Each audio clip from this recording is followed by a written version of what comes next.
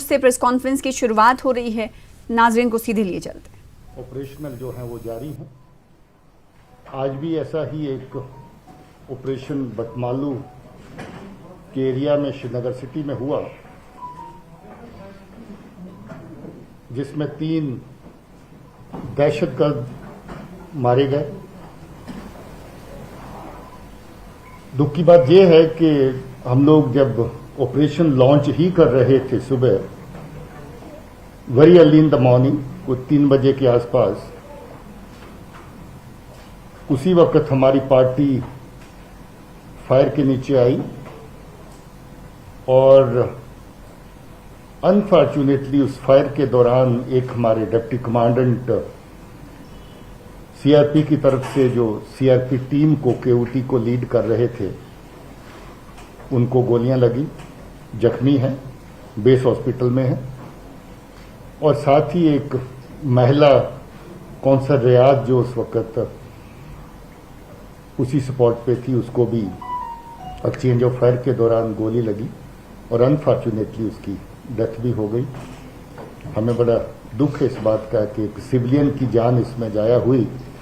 बड़े लंबे अरसे से ऑपरेशंस बड़े साफ सुथरे चल रहे थे, मगर सिटी के हालात के चलते शायद ये अनफॉर्चुनेट वाक़ा जो है औरत की डेथ का भी इसमें पेश आया।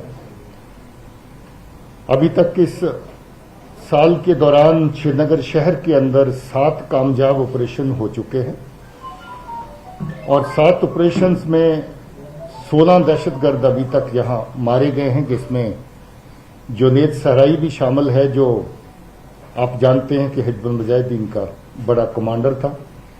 उसके अलावा भी काफी कमांडर्स इस ऑपरेशन में मारे गए। मरने वालों में 5 लोग ऐसे हैं आतंकियों में जो श्रीनगर शहर के रहने वाले हैं और बाकी लोग 11 जो हैं वो बाकी जिलों के हैं। इससे आप अंदाजा लगा सकते हैं कि श्रीनगर शहर कितना निशाने पे रहता है बाहर के दहशतगर्दों के, जो बाहर के जिलों में ऑपरेट करते हैं।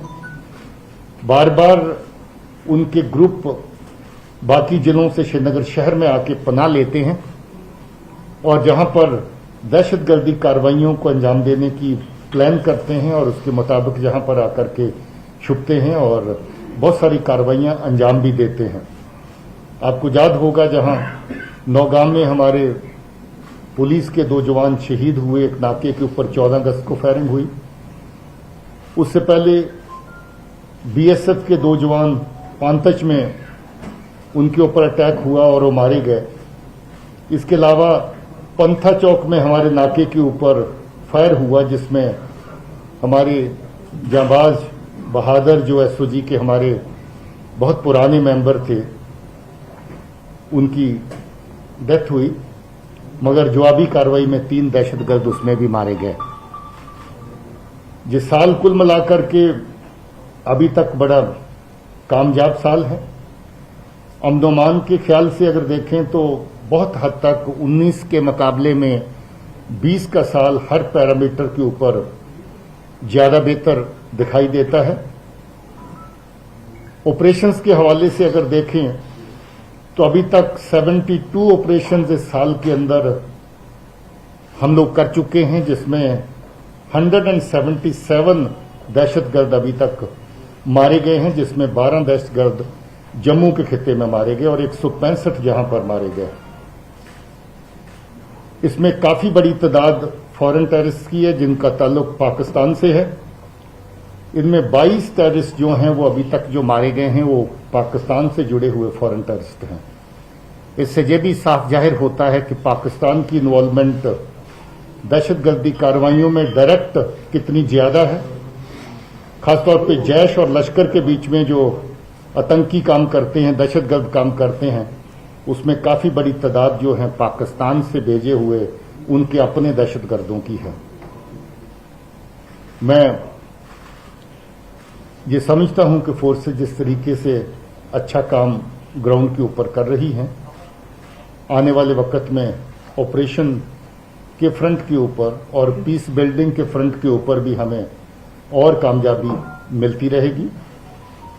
फोर्सेस की तरफ से हमारी कोशिश रहेगी कि हम कोलेटरल डैमेज जितना अवॉइड कर सकें हर हाल में उसको अवॉइड करें।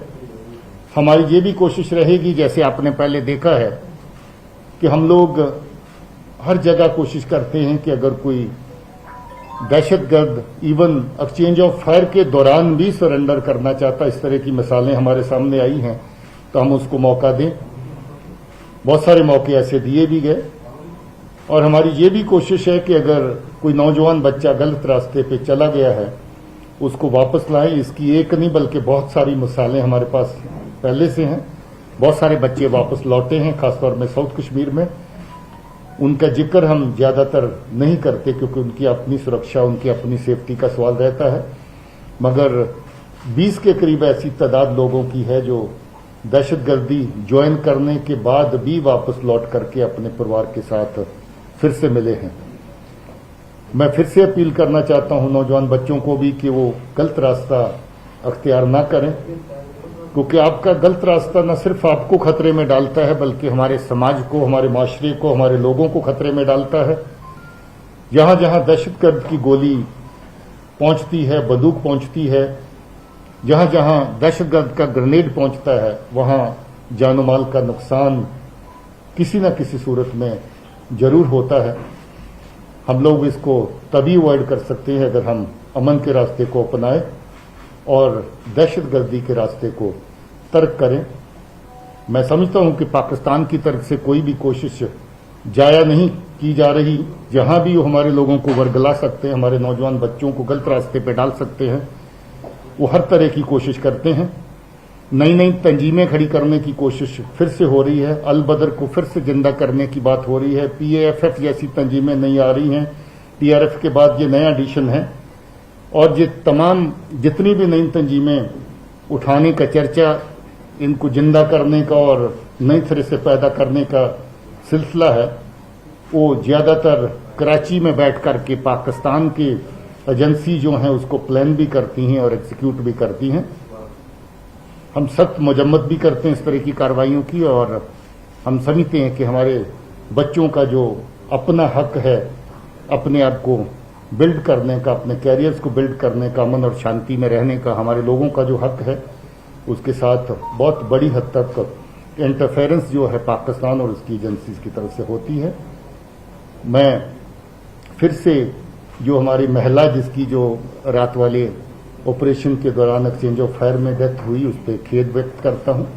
अनफॉर्चुनेट लॉस है और मैं उनके परिवार के साथ भी हमदर्दी जाहिर करता हूं और ये भी दुआ करता हूं कि हमारे ऑफिसर जो CRP की तरफ से जो ऑपरेशन के लीडिंग रोल में थे वो इस वक्त जख्मी हैं, क्रिटिकल हालत में हैं और उनकी तंदुरुस्ती के लिए भी दुआ करता हूं। एनी क्वेश्चन फ्रॉम योर दो सवाल है कि ये लेडी जो है ये किन हालात में मरी, मतलब वहां पे किस तरह के हालात बने थे कि ये क्रॉस फायरिंग में मरी, ये कहाँ जा रही थी, उस सिलसिले में क्या कोई इन्वेस्टिगेशन की जा रही है? और दूसरा, जो सोपोर में वाक़ा हुआ, पुलिस ने प्रेस नोट जारी किया और कहा कि वो पुलिस कस्टडी से एस्केप करने के बाद जो है उसकी लाश मिली। वो एक सीक्वेंस आप बताइए कि वो कैसे भागा, उसके बाद लाश कैसे मिली, क्योंकि वो बयान नहीं किया गया पूरा और पुलिस ने खाली एक प्रेस नोट जारी किया और उसमें जिस तरीके से प्रेस नोट बनाया गया है समझ नहीं आता पूरा कि वो किन हालात में मरा, क्योंकि घर वाले तो कह रहे हैं कि जी आपका सवाल समझ गए। आप मैं चाहूंगा कि IG जोन आपके सवाल को रिस्पॉन्ड करें, दोनों हिस्सों को।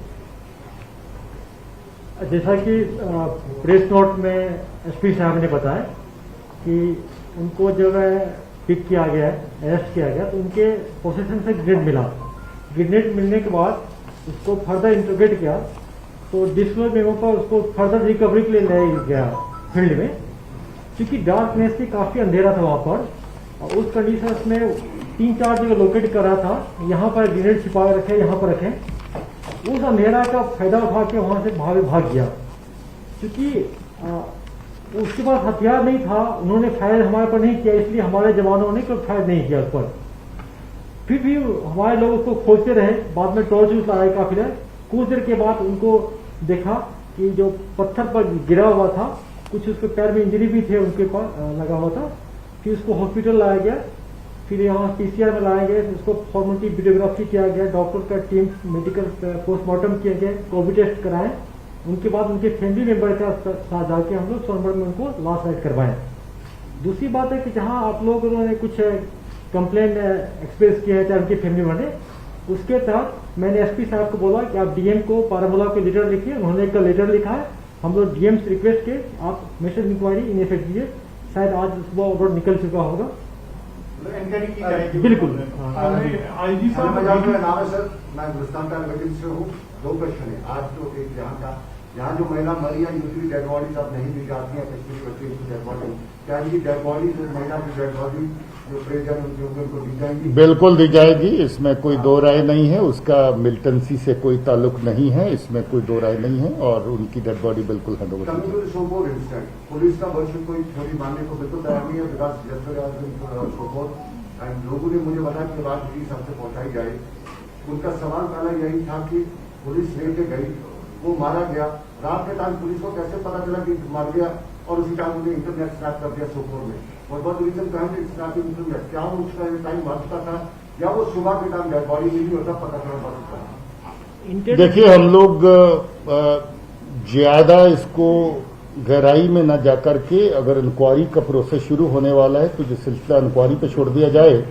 हम लोग इंक्वायरी से पहले इंक्वायरी करने की कोशिश ना करें। जब कह दिया गया है कि इसमें मिनिस्ट्रियल इंक्वायरी अगर इंस्टीट्यूट होती है, जिस भी तरह की इंक्वायरी इंस्टीट्यूट होती है, जो भी फैक्चुअल पोजीशन है वो बाहर आएगी और उसके मुताबिक कार्रवाई की जाएगी। मैं आपको एक जवाब देना चाहता हूँ। ये हमारे कॉन्फिडेंस लेवल पर है कि कहाँ हमको इंटरनेट करना नहीं करना। जैसे श्रीनगर सिटी में इनकाउंटर वाला हम लोग नहीं किए, क्योंकि मुझे कॉन्फिडेंस है कि यहाँ हम संभाल लेंगे सिचुएशन। यहाँ काफी सिक्योरिटी फोर्स है।